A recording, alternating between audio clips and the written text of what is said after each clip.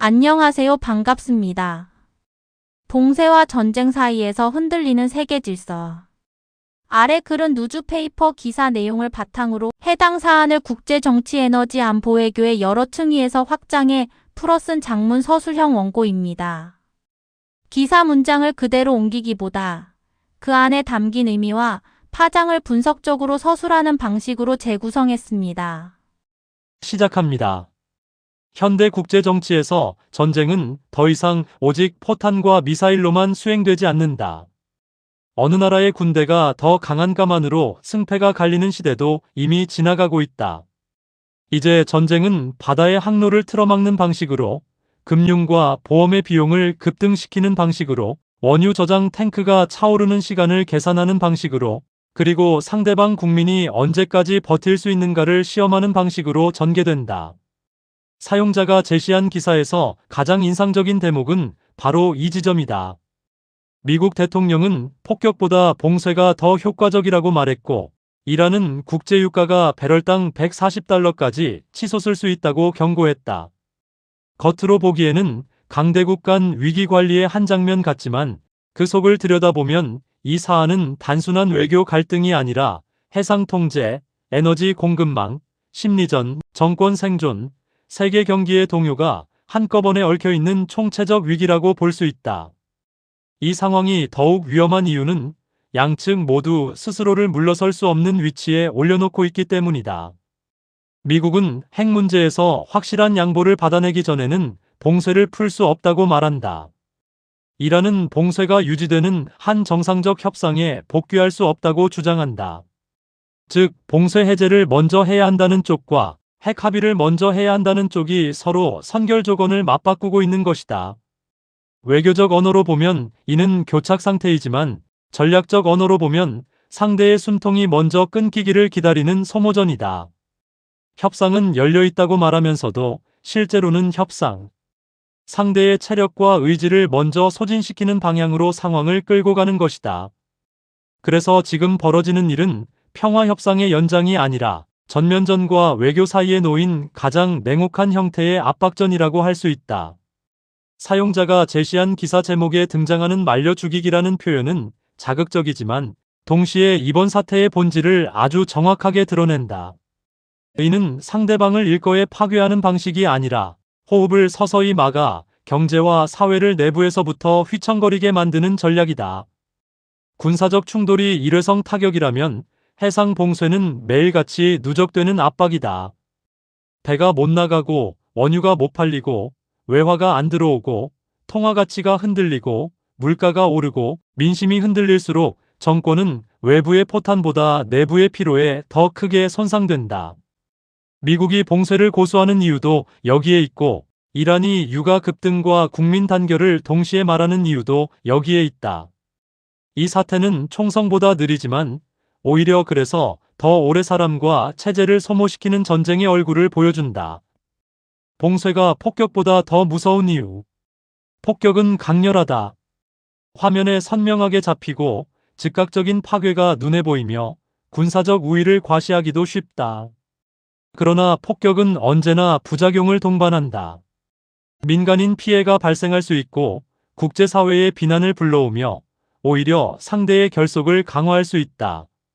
무엇보다 일정한 순간이 지나면 타격 효과가 점차 약해진다. 이미 파괴할 시설을 파괴한 뒤에는 새로운 압박 수단이 필요해지기 때문이다. 반면 봉쇄는 다르다. 봉쇄는 순간의 파괴 대신 시간의 압력을 이용한다. 하루가 갈수록 운송비가 오르고 선박 운항이 줄고 보험료가 상승하고 수출입이 막히며 경제 전반의 불확실성이 증폭된다. 폭격이 한 번의 충격이라면 봉쇄는 매일 반복되는 질식이다. 미국 대통령이 폭격보다 봉쇄가 더 효과적이라고 평가한 것도 이런 맥락으로 이해할 수 있다. 그것은 단순한 과장이 아니라 상대 정권의 생존 기반을 겨냥한 계산된 진술이다. 봉쇄의 가장 큰 특징은 전쟁을 지속 가능한 형태로 바꿔놓는다는 점이다. 대규모 공습이나 지상전은 정치적으로도 재정적으로도 부담이 크다. 전사자 발생 가능성, 동맹국의 이견, 국내 여론 악화, 의회의 반발 등 많은 비용이 따른다. 하지만 봉쇄는 상대적으로 낮은 강도의 군사행동처럼 보이면서도 실제 효과는 국가 경제 전체에 장기 타격을 줄 수 있다. 미국 입장에서는 직접적인 대규모 추가전 없이도 이란의 수출, 유통, 금융, 내부 민심에 동시 압박을 가할 수 있다. 따라서 봉쇄는 무력 사용을 중단한 평화 정책이 아니라 무력과 시장을 결합한 고도화된 경제전이라고 할 수 있다. 이번 사태에서 미국이 여러 선택지 끝에 봉쇄 유지로 기울었다는 보도는 워싱턴이 이란을 단순히 군사적으로 응징하는 것이 아니라 체제 차원에서 지치게 하려 한다는 점을 보여준다. 더욱 중요한 것은 봉쇄가 상대국만을 겨냥하지 않는다는 사실이다. 봉쇄는 국제시장 전체에 영향을 미치기 때문에 상대국의 고통이 커질수록 세계 경제 역시 흔들린다. 그러므로 봉쇄를 선택한 국가는 단순히 상대방만 괴롭히는 것이 아니라 우리가 이 충격을 감당하면서도 상대를 더 오래 버티게 하지 않겠다는 의지를 드러내는 셈이다. 기사에서 미국 정부가 에너지업계 임원들과 만나 시장 충격 최소화를 논의하고 새로운 국제연합체 구상을 제안했다는 대목은 바로 이 문제를 보여준다. 미국도 봉쇄의 부작용을 알고 있으며 그래서 봉쇄를 유지하되 그 비용을 동맹과 시장에 분산시키려는 것이다. 봉쇄는 단독 군사행동처럼 보이지만 사실상 국제적 비용 배분이 전제된 전략이다. 바다가 곧 정치가 되는 순간 이번 사태의 무대가 된 해역은 단지 지도 위의 좁은 수로가 아니다. 그곳은 세계 에너지 체계의 목줄과 같은 곳이다. 국제 원유와 가스의 상당 부분이 오가는 항로가 막히거나 위협받는다는 것은 단순히 중동 지역 문제에 그치지 않는다. 유럽의 정유사, 아시아의 수입국, 해운회사, 보험사, 선물시장, 심지어 멀리 떨어진 도시의 주유소 가격까지 연쇄적으로 흔들린다. 로이터는 이 해협이 한때 전 세계 석유와 가스의 5분의 1가량을 운반하던 핵심 통로라고 전했다. 그러므로 이 공간은 지역 분쟁의 현장이면서 동시에 세계 경제의 압력판이다. 작은 수역이지만 그 안에서 벌어지는 긴장은 지구 전체의 생산과 소비, 금융과 물류를 흔드는 대형 변수로 확대된다. 바다가 정치가 되는 순간에는 군함만 중요한 것이 아니다. 민간 선박의 항로 결정, 보험의 인수 여부, 선주들의 위험 판단, 항만 운영의 가동률, 원유 저장 시설의 포화 시점이 모두 외교적 사안이 된다. 기사에서 이란이 봉쇄로 아무것도 얻지 못할 것이라고 주장하면서도 국민에게 에너지 절약을 요청한 것은 해상 압박이 단순히 국경 바깥의 문제가 아니라 국내 생활의 문제로 곧장 침투하고 있음을 보여준다. 배가 막히면 기름이 안 팔리고 기름이 안 팔리면 외화가 줄고 외화가 줄면 수입이 어려워지며 수입이 어려워지면 생활물자와 연료 배분에 긴장이 생긴다. 결국 바다에서의 봉쇄는 항구에서 끝나는 것이 아니라 식탁, 공장, 전력망, 가정의 난방비로 이어진다. 그런 의미에서 해상 봉쇄는 군사행동인 동시에 생활정치다. 또한 바다는 국제법과 힘의 정치가 가장 민감하게 충돌하는 공간이기도 하다. 원칙적으로 항행의 자유는 국제 질서의 핵심 규범 중 하나이지만 실제 위기 국면에서는 누가 그 자유를 보장한다고 선언하는지, 누가 그 통로를 통제할 수 있는 해군력과 외교력을 지녔는지가 더 결정적인 현실이 된다. 미국이 새로운 해양자유 성격의 국제연합체를 만들려는 이유도 자신들의 조치를 단독 패권의 행사로 보이게 하기보다 항행의 자유를 회복하기 위한 다자, 안보 구조처럼 보이게 하려는 데 있다. 명분의 언어는 자유와 안전이지만 실제 내용은 해상 질서의 통제권을 누가 잡느냐의 문제다. 결국 이번 위기는 바다를 둘러싼 국제 규범이 얼마나 취약한지, 그리고 규범이 위기 속에서 얼마나 쉽게 강대국의 전략 언어로 대체되는지를 선명하게 드러낸다. 미국이 봉쇄를 고수하는 계산. 미국이 봉쇄를 유지하는 이유는 표면적으로는 핵 문제 때문이다. 기사와 여러 보도를 종합하면 미국은 이란이 핵무기를 갖지 못하도록 하겠다는 목표를 앞세우며 봉쇄를 주요 협상 지렛대로 삼고 있다. 여기서 중요한 것은 협상 지렛대라는 말이다. 지렛대는 상대를 대화로 이끌어내기 위한 도구이지 당장 결론을 내기 위한 수단은 아니다. 다시 말해 미국은 봉쇄 자체를 목적이라기보다 핵 프로그램에 대한 구조적 양보를 끌어내기 위한 압박 기제로 활용하고 있다. 미국이 보기에 지금 봉쇄를 풀어버리면 이란은 경제적 숨통을 돌린 뒤 핵 협상은 다시 장기전으로 끌고 갈 수 있다.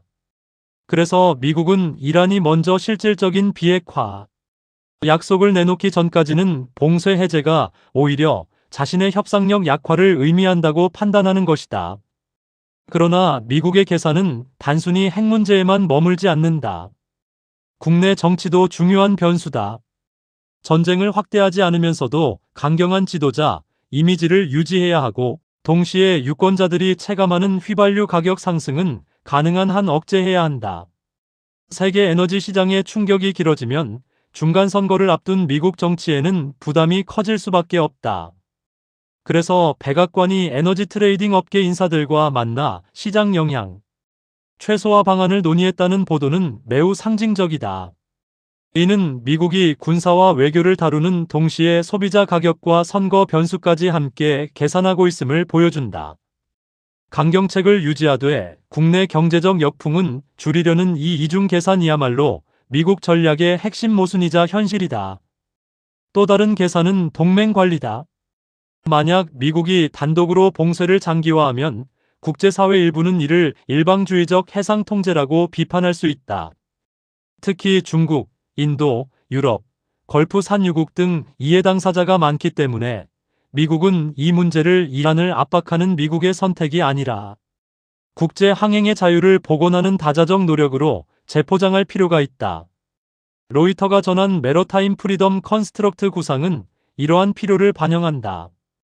외교적 허브는 국무부가, 실시간 해상 교통 조정은 국방부가 맡는 구조는 단순 군사동맹이 아니라 국제 공공재 관리 체계처럼 보이게 한다. 하지만 명칭이 무엇이든 그 본질은 미국이 봉쇄에 따른 정치적 비용을 국제적으로 분산하고 정당성을 확보하려는 시도라고 읽을 수 있다. 이란이 맞서는 방식. 이란이 보여주는 대응은 외형상 강경하고 단호해 보이지만 그 속에는 방어적 계산이 깔려 있다. 이란은 봉쇄를 단순 군사조치가 아니라 자국 경제를 질식시키고 내부 분열을 유도하려는 체제 압박으로 규정한다. 기사에서 이란 의회 의장이 미국이 경제 압박과 내부 분열 조장을 통해 항복을 강요하려 한다고 비판하며 국민 단결을 촉구한 것도 이러한 맥락이다. 이는 단순한 선전 문구가 아니다. 실제로 외부 봉쇄가 장기화될수록 정권이 가장 두려워하는 것은 외국의 공격보다 국내 피로 누적과 엘리트 내부 균열일 수 있기 때문이다. 따라서 이란 지도부가 지금 가장 강조하는 메시지는 군사적 보복보다도 사회적 응집, 즉 우리를 무너뜨리려는 것은 미사일만이 아니라 분열이라는 서사다. 이란이 국제유가 $140 가능성을 거론하는 것 역시 단순한 전망 제시가 아니다. 그것은 하나의 경고이자 협상 신호다.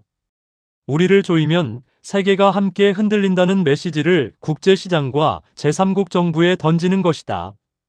이란이 직접 미국과의 힘의 격차를 군사적으로 메우기 어렵다면 자신이 쥐고 있는 지정학적 레버리지를 시장의 공포로 전환하는 수밖에 없다. 원유 가격은 물리적 공급 부족만으로 오르는 것이 아니라 찾을 가능성에 대한 불안과 위험 프리미엄만으로도 크게 출렁인다. 이란은 바로 그 지점을 겨냥한다. 자국 경제가 고통받고 있음을 부정하지 않으면서도 동시에 그 고통이 미국과 세계 경제에도 되돌아갈 것이라고 알리는 것이다. 그래서 $140 발언은 허세라기보다 약자의 비대칭적 억지 수단에 가깝다. 이란 석유 장관이 국민에게 에너지 절약을 촉구한 발언도 주목할 필요가 있다. 평시라면 국가의 자원과 생산 능력을 자랑해야 할 에너지 담당 장관이 절약을 말한다는 것은 위기의 성격이 추상적 외교전이 아니라 현실적 생활위기로 번지고 있음을 뜻한다. 에너지 절약 호소는 단순한 캠페인이 아니다.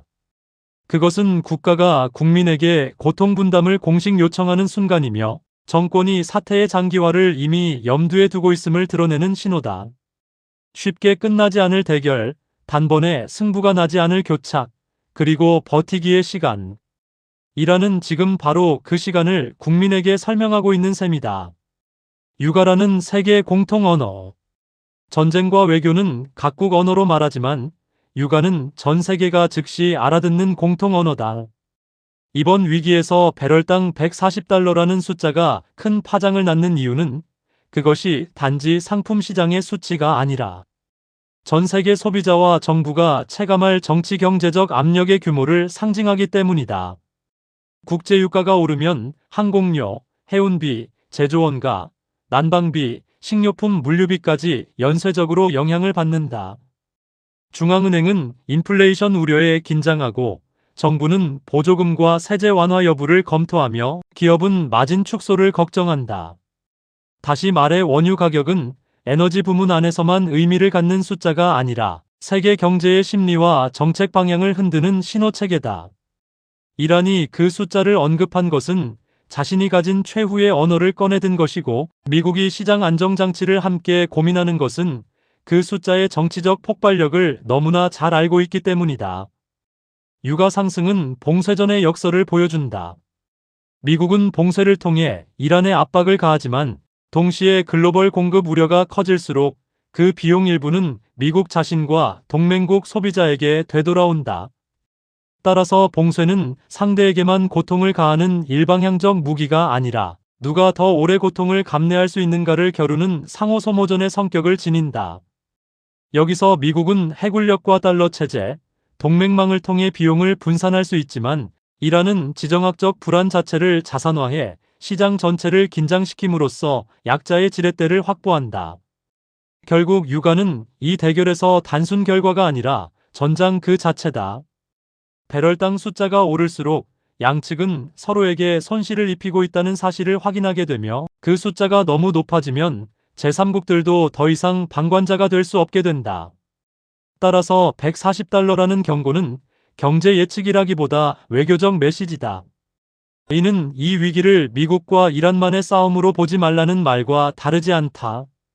유럽에게는 에너지 안보의 문제로, 아시아 수입국에게는 산업 비용의 문제로, 미국 유권자에게는 생활 물가의 문제로, 산유국에게는 공급 질서 재편의 문제로 번역된다.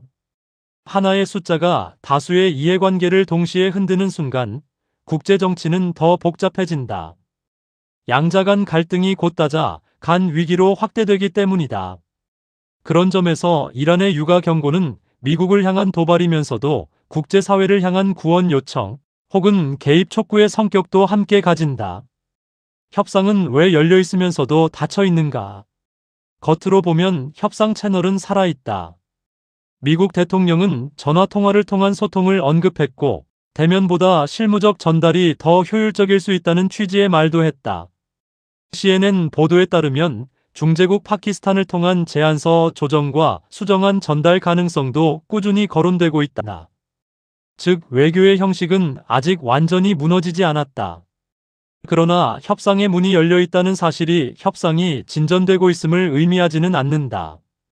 오히려 현재의 상황은 대화의 통로는 열어둔 채 실질적 양보는 끝까지 미루며 상대방의 피로를 관찰하는 전형적인 압박 외교에 가깝다.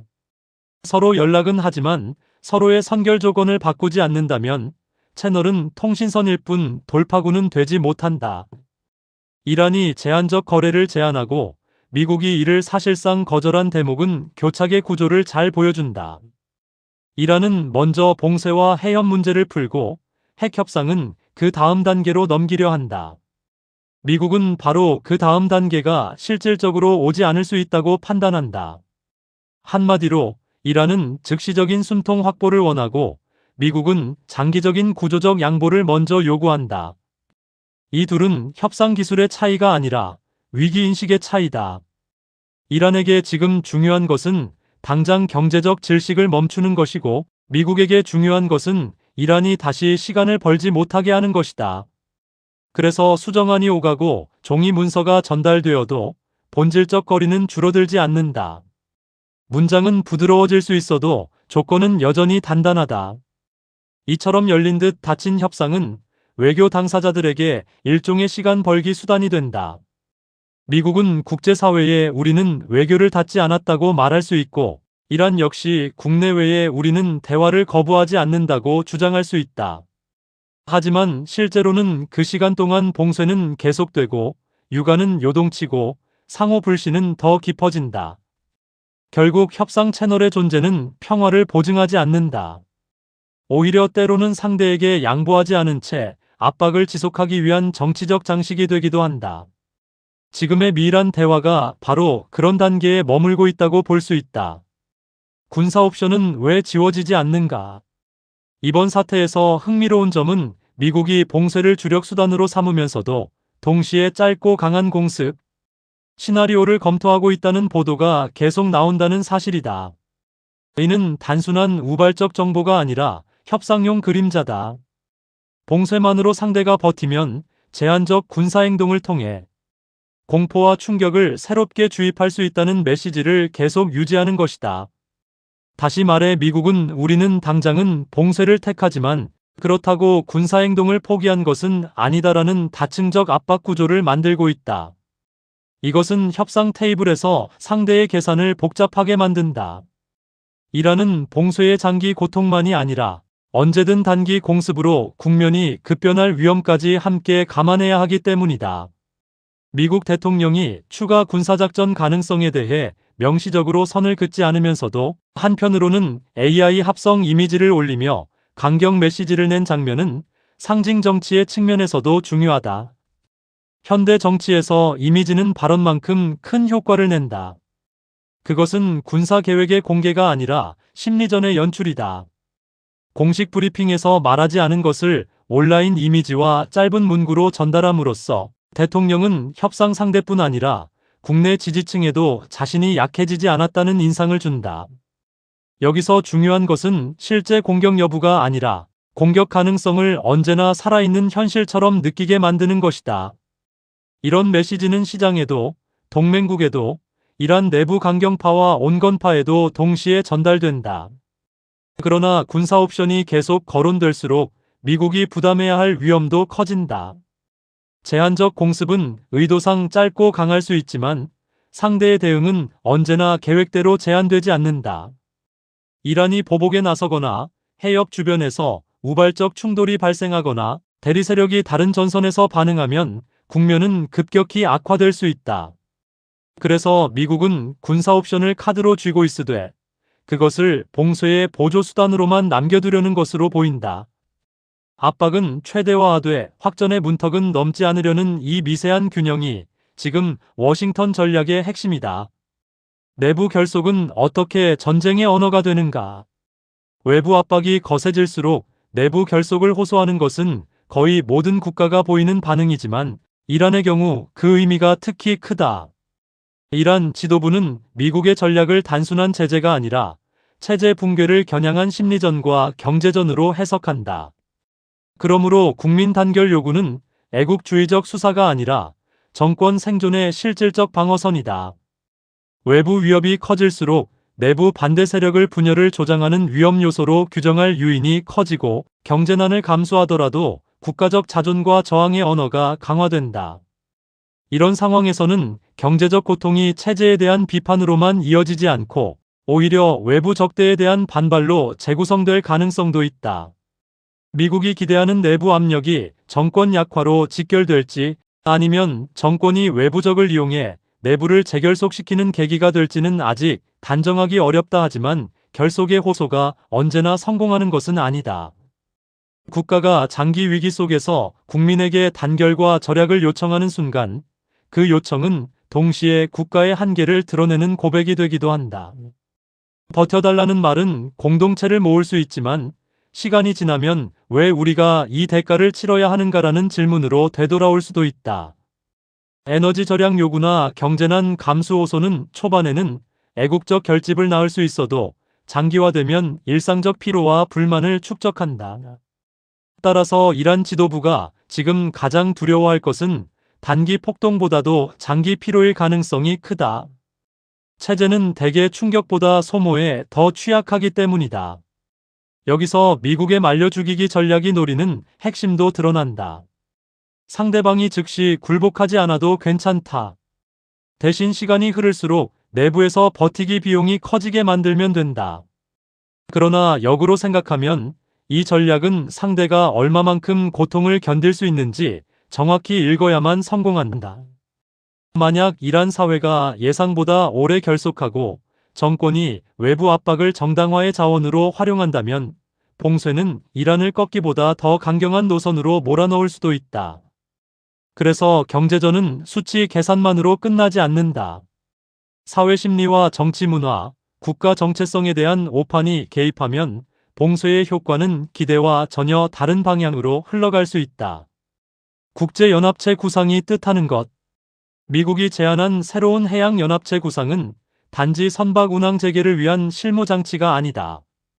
그것은 위기를 둘러싼 서사의 주도권을 누가 갖느냐와 직결된다.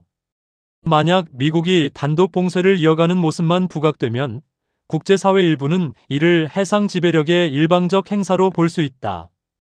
그러나 여러 나라가 참여하는 자유항행연합체라는 틀이 만들어지면 상황은 달라진다.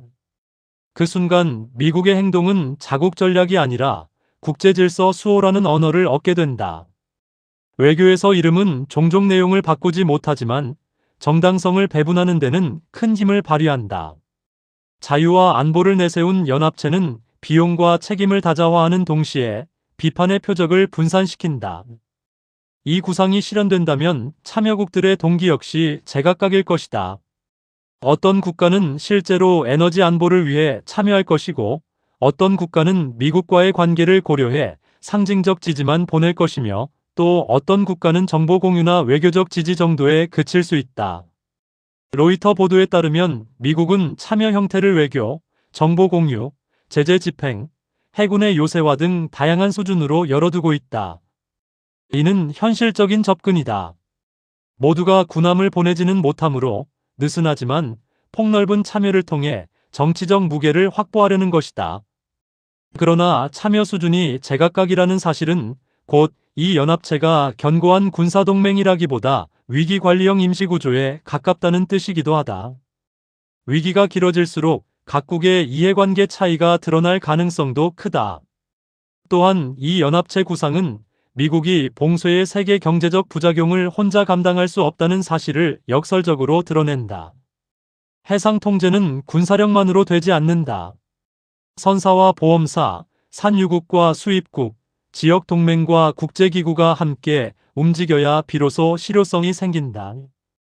미국이 외교적 허브와 군사적 조정 기능을 분리해 설계한 것도 해상 위기가 더 이상 해군의 문제가 아니라 글로벌 거버넌스의 문제임을 인정한 셈이다.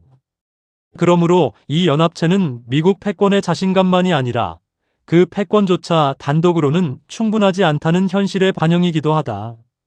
제3국은 왜 방관자가 될 수 없는가? 이번 위기에서 직접 맞서는 두 행위자는 미국과 이란이지만 실제 충격을 받아내는 주체는 훨씬 많다. 원유를 수입하는 아시아 국가들, 해운보험 시장을 운영하는 유럽 기업들, 중동의 산유국들, 달러 강세와 원자재 가격 상승을 걱정하는 신흥국들 모두가 이 사태의 이해 당사자다. 해협의 긴장이 길어질수록 이들 국가는 어느 한쪽 편에 서지 않더라도 비용을 부담하게 된다.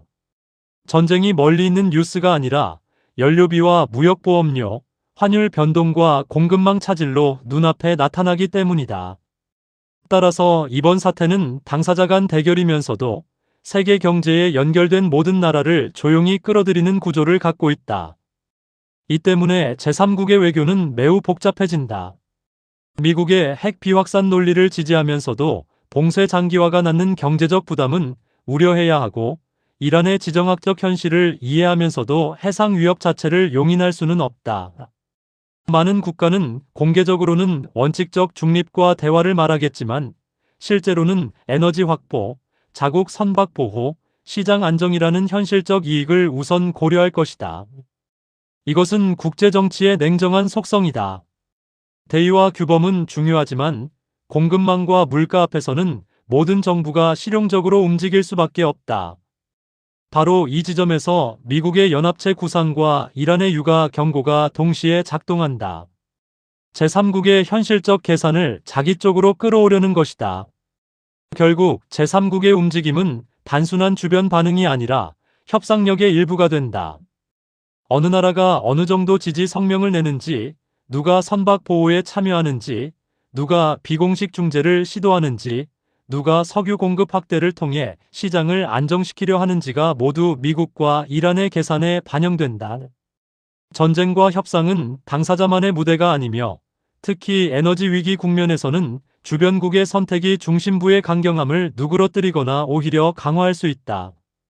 그러므로 이번 사태는 중동 문제이면서 동시에 세계 정치 경제의 시험대다. 중재의 통로가 갖는 의미. 파키스탄이 중재국으로 거론되는 장면은 이번 위기가 단순히 양자 대결이 아님을 보여준다. 직접 만나기 어려운 당사자들이 제3국을 통해 제안서와 수정안을 주고받는 구조는 적대가 심화될수록 오히려 우회 채널의 중요성이 커진다는 사실을 일깨운다. 직접 협상이 상징적으로 부담스럽거나 정치적으로 위험할수록 중재국은 메시지를 다듬고 시간표를 조율하며 오판 가능성을 낮추는 완충지대가 된다. 미국 대통령이 대면 협상보다 전화와 문서 전달의 실용성을 언급한 것도 지금 단계에서 외교가 공개적 만남보다 비공개 조정의 형식으로 더 많이 작동하고 있음을 암시한다. 하지만 중재의 존재가 돌파구를 보장하는 것은 아니다. 중재국은 문서를 전달할 수는 있어도 상충하는 이해관계 자체를 없앨 수는 없다. 미국은 핵 문제의 구조적 해결을 원하고 이란은 봉쇄 해제라는 즉각적 숨통을 원한다.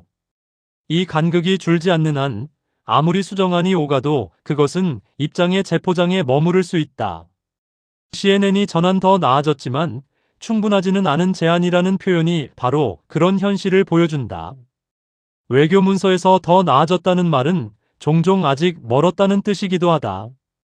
그럼에도 중재 통로는 반드시 필요하다.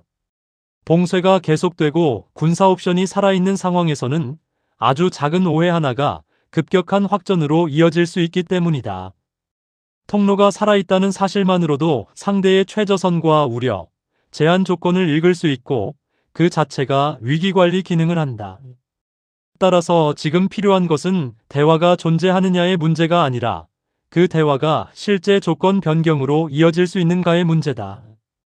결국 중재는 출구가 아니라 출구를 찾기 위한 복도에 가깝다. 그 복도를 지나 실제 문에 이르려면 양측 모두 지금보다 더 큰 정치적 결단을 내려야 한다. 러시아 변수의 무게. 이번 사태에서 러시아의 존재는 직접적 주연은 아니지만 무시할 수 없는 배경 권력으로 작동한다. 푸틴 대통령이 이란의 농축 우라늄 문제 해결에 도움을 줄 의향을 밝혔다는 보도는 러시아가 단순한 관전자에 머물지 않고 핵 협상의 기술적 정치적 중간자 역할을 시도하고 있음을 보여준다. 핵 문제는 단순한 선언만으로 해결되지 않는다. 우라늄의 이전, 저장, 검증, 국제사회의 신뢰 확보 같은 복잡한 절차가 필요하다.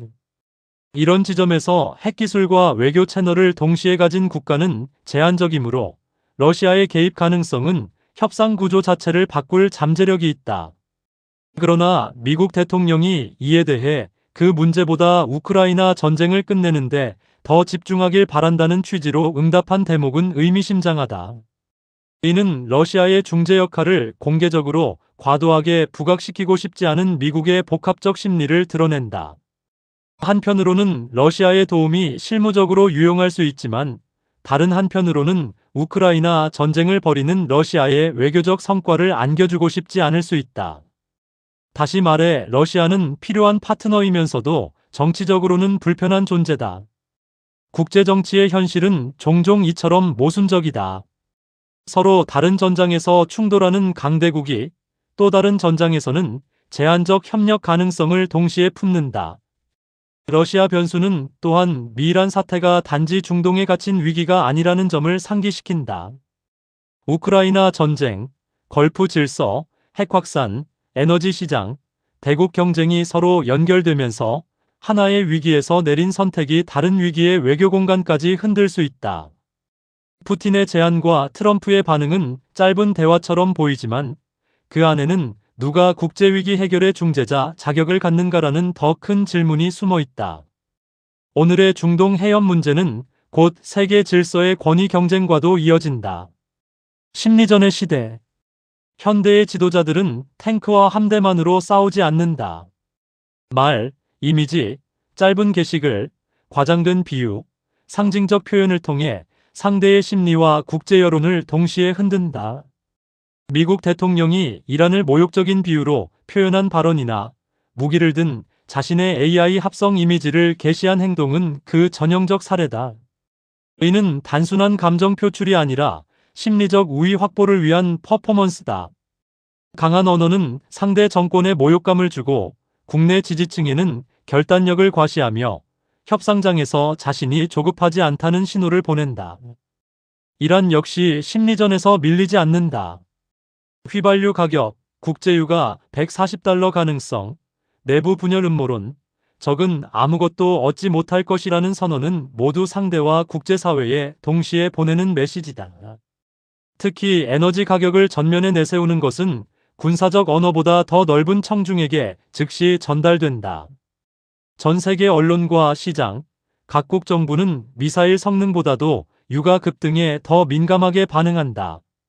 그러므로 이란은 자신이 직접 전황을 지배하지 못하는 순간에도 시장 심리의 파동을 통해 영향력을 행사할 수 있다. 약자의 심리전은 종종 물리력보다 정보와 공포의 전파에 의존한다. 이처럼 심리전이 강해질수록 오판 위험도 커진다. 서로가 상대의 발언을 실제 행동 의지로 읽을지, 국내 정치용 수사로 읽을지에 따라 대응 수위가 달라지기 때문이다. 과장된 말 한마디, 도발적 이미지 한 장, 비공식 채널에 누락된 설명 하나가 불필요한 긴장 상승으로 이어질 수 있다. 그래서 오늘날 위기 관리는 군사력만큼이나 메시지 관리의 문제이기도 하다. 강한 말을 하면서도 실제 문턱은 넘지 않게 조절해야 하고, 상대의 체면을 모두 짓밟으면서도 결국 협상장으로 돌아올 공간은 남겨둬야 한다. 이번 사태는 그 균형이 얼마나 어려운지를 보여준다. 시장은 왜 현재보다 가능성에 더 반응하는가? 원유 시장은 실제 공급량이 줄어든 뒤에만 반응하지 않는다. 오히려 더 강하게 움직이는 것은 앞으로 더 나빠질 수 있다는 가능성이다. 해협 봉쇄가 길어질 수 있다는 전망, 추가 공습이 있을 수 있다는 보도, 선박 운항 차질과 보험료 인상 가능성만으로도 가격은 출렁인다. 이 점에서 시장은 미래에 대한 공포를 현재 가격에 선반영하는 장치다. 그래서 트럼프의 발언, 이란의 경고, 러시아의 개입 가능성, 중재안의 개선 여부 같은 정치적 뉴스 하나하나가 곧바로 경제 변수로 번역된다. 시장은 전쟁을 직접 싸우지 않지만 전쟁의 불확실성을 가장 빠르게 숫자로 환산한다. 이 때문에 이번 위기의 핵심은 단순한 물리적 차단이 아니라 신뢰의 붕괴다. 해협이 완전히 봉쇄되지 않더라도 선주와 보험사가 위험을 감당하지 않으려 하면 실질적 유통은 얼어붙을 수 있다. 다시 말해 시장은 해군 함정만 보고 움직이지 않는다. 정치적 의도, 군사 옵션, 협상 전망, 여론의 방향까지 종합해 위험 프리미엄을 매긴다. 이것이 바로 현대 글로벌 경제의 취약성이다. 물자는 눈앞에 있어도 그것을 옮길 신뢰가 무너지면 공급망은 기능을 잃는다. 따라서 봉쇄는 물리적 장벽인 동시에 심리적 장벽이다. 시장 심리의 관점에서 보면 협상 진전도 단순한 합의문보다 긴장이 더 악화되지 않을 것이라는 믿음을 회복시키는 데 의미가 있다. 아주 작은 신호라도 확전 가능성을 낮춘다면 가격은 안정될 수 있고, 반대로 사소한 언사라도 신뢰를 흔들면 가격은 급등할 수 있다. 결국 이번 위기에서 유갈한 원유의 가격인 동시에 세계가 체감하는 불안의 가격이다. 국제법과 현실 정치의 충돌. 원칙적으로 국제 질서는 항행의 자유와 국가주권, 비례성, 자위권, 집단안보 같은 규범 위에 서 있다. 그러나 위기 국면에서 이런 원칙은 곧바로 현실 정치의 압력 아래 놓인다. 미국은 항행 자유 회복과 핵 위협 억제를 말할 것이고, 이란은 자국에 대한 압박과 공격에 대응하는 권리를 주장할 것이다. 양측 모두 자신이 국제 질서를 지키는 쪽이라고 서사화하려 하겠지만, 실제 현장에서는 누가 더 강한 해군력과 동맹망, 정보력, 외교적 설득력을 갖고 있느냐가 훨씬 큰 영향을 미친다. 이것이 국제 정치의 냉혹함이다. 규범은 중요하지만 규범을 집행하고 해석하는 힘의 비대칭이 존재한다. 그렇다고 국제법이 완전히 무력한 것은 아니다. 오히려 국제법은 직접 전장을 멈추기보다는 각국이 자신의 행동을 정당화하는 언어를 규정한다. 미국이 연합체를 만들며 항행의 자유를 전면에 내세우는 것도, 이란이 봉쇄를 불법적 경제전으로 규정하는 것도 모두 규범 경쟁의 일부다. 법은 현실을 지우지 못하지만 현실에 이름을 붙인다. 그 이름에 따라 국제 여론이 움직이고 제3국의 참여 범위가 달라지며 협상의 도덕적 지형이 형성된다. 이번 위기에서 국제법은 결론을 내리는 판사라기보다 각자가 자신의 입장을 설명하기 위해 반드시 소환해야 하는 언어의 틀로 작동하고 있다. 결국 이번 사태는 국제 질서가 규범과 힘의 긴장 위에 서 있다는 점을 다시 보여준다. 규범만으로는 해협을 열 수 없고 힘만으로는 국제적 정당성을 확보할 수 없다. 강대국도 결국 자신의 조치를 다자주의와 자유의 언어로 포장해야 하며 약소국도 저항을 주권과 정의의 언어로 표현한다. 이 모순적 공존이 바로 국제정치의 현실이다. 이 사태가 보여주는 미국의 한계와 힘. 이번 봉쇄 국면은 미국의 힘을 보여주면서도 동시에 그 한계를 드러낸다. 미국은 여전히 해군력과 금융외교 네트워크를 통해 상대국의 숨통을 조일 수 있는 능력을 지니고 있다. 다른 어떤 국가도 이 정도 규모의 해상 압박을 세계 시장과 연결된 형태로 전개하기는 어렵다. 그러나 미국은 그 힘을 행사하면서도 시장 충격, 동맹의 피로, 국내 휘발유 가격, 국제적 정당성 문제를 계속 계산해야 한다. 즉, 미국은 강하지만 그 강함을 마음껏 사용할 수는 없다. 그것이 오늘날 패권의 역설이다. 힘은 여전히 크지만 세계 경제와 여론, 동맹망 속에 묶여 있어 과거처럼 단순하고 일방적으로 행동하기는 어렵다. 그럼에도 미국이 봉쇄를 유지하겠다고 공개적으로 선언한 것은 자신이 아직도 규칙을 바꾸고 비용을 배분하며 위기의 흐름을 설계할 수 있다고 믿기 때문이다. 미국은 군사작전, 경제압박, 다자연합, 비공개 협상, 상징 정치를 하나의 패키지처럼 활용한다. 이런 복합적 압박 능력은 여전히 미국만의 강점이다. 그러나 그 패키지가 성공하려면 상대방의 붕괴가 아니라 상대방의 계산 변화를 이끌어내야 한다. 상대를 몰아붙이는 것과 상대가 체면을 유지한 채 후퇴할 통로를 만드는 것은 다른 문제다. 미국이 후자까지 설계하지 못한다면 강한 압박은 긴 교착으로 바뀔 수 있다. 이란의 약점과 지렛대. 이란은 분명 취약하다. 원유 수출과 해상 교역, 외화 유입, 국내 에너지 관리 등에서 봉쇄의 압박을 직접적으로 받는다. 국제금융 체제에서의 제약도 크고 군사력 면에서도 미국과 대등하다고 말하기 어렵다. 그러나 이란은 단지 약한 국가로만 볼 수 없다. 그들이 준 지렛대는 물리적 우세가 아니라 위치에서 나온다. 해협의 지정학적 중요성, 시장 불안의 확대 가능성, 지역 네트워크, 장기 버티기의 정치 문화는 이란이 쉽게 소진되지 않게 만드는 자원이다. 그래서 이란은 패배를 인정하기보다 자신이 견디는 동안 세계가 함께 흔들릴 것이라는 점을 강조한다. 이란의 진짜 능력은 이길 능력보다 상대가 쉽게 이기지 못하게 만드는 능력에 가깝다. 이것은 비대칭 전략의 핵심이다. 미국이 원하는 속도로 상황을 정리하지 못하게 하고 제3국의 피로를 키우고 시장의 공포를 지속시키고 협상 테이블에서 시간을 다시 자산으로 바꾸는 것. 이란은 바로 그 영역에서 싸우려 한다. 그래서 봉쇄 장기화는 이란에게도 고통스럽지만 동시에 미국이 빨리 승리를 선언하지 못하게 만드는 공간이기도 하다. 약자의 버티기는 때때로 강자의 계산을 무디게 한다. 교착의 끝은 어디에 있는가? 지금과 같은 교착은 대개 세 가지 방식으로 끝난다. 첫째, 어느 한쪽이 실질적 양보를 한다. 둘째, 제3국 개입과 시장 압력으로 중간 타협이 형성된다.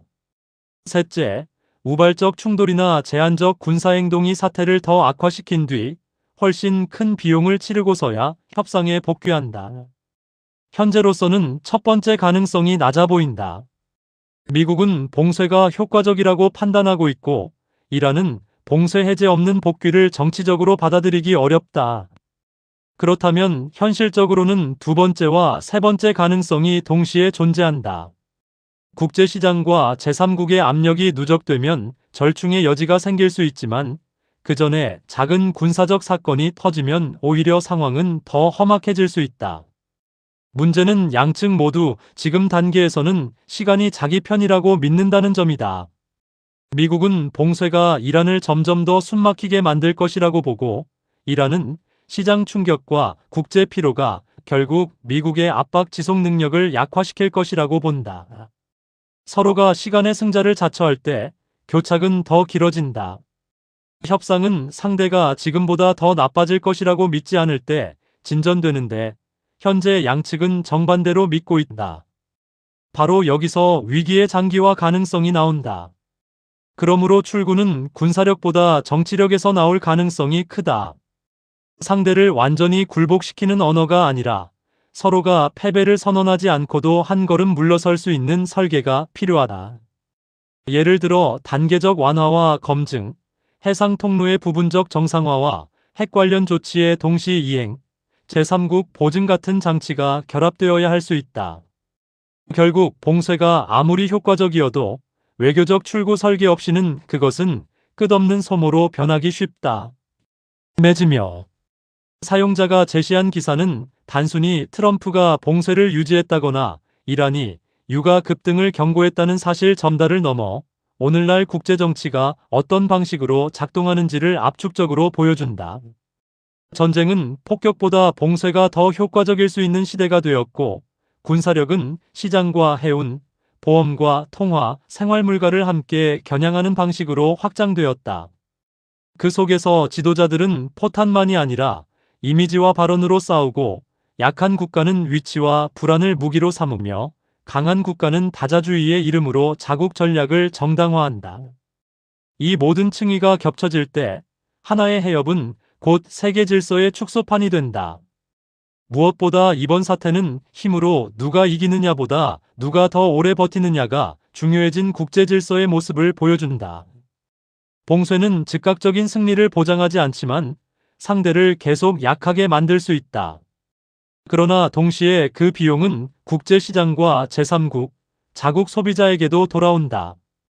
이란은 그 틈을 파고들어 자신이 버티는 동안 세계가 함께 흔들릴 것이라 경고한다. 미국은 그 흔들림을 관리할 수 있다고 믿으며 압박을 지속한다.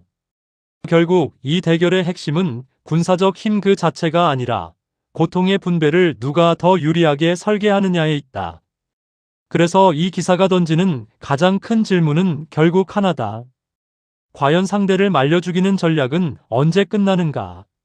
상대가 먼저 쓰러질 때 끝나는가? 아니면 그 고통이 세계 전체를 흔들어 누구도 더는 감당할 수 없게 될 때 끝나는가? 역사적으로 보면 봉쇄와 경제전은 많은 경우 승리보다 피로를 남겼고, 종종 협상장에 앉게 만든 것은 힘의 과시보다 비용의 공포였다. 지금 미이란 사이에서 벌어지는 일도 결국 그 경로를 따를 가능성이 크다. 다만 그 과정에서 얼마나 많은 시장 불안, 외교적 긴장, 생활의 고통이 축적될지는 아무도 장담할 수 없다. 그래서 지금 필요한 것은 더 큰 말이 아니라 더 정교한 출구다. 봉쇄는 상대를 멈출 수 있을지 몰라도 세계를 안정시키는 일까지 대신해주지는 못하기 때문이다. 긴 시간 영상을 시청해주셔서 감사합니다.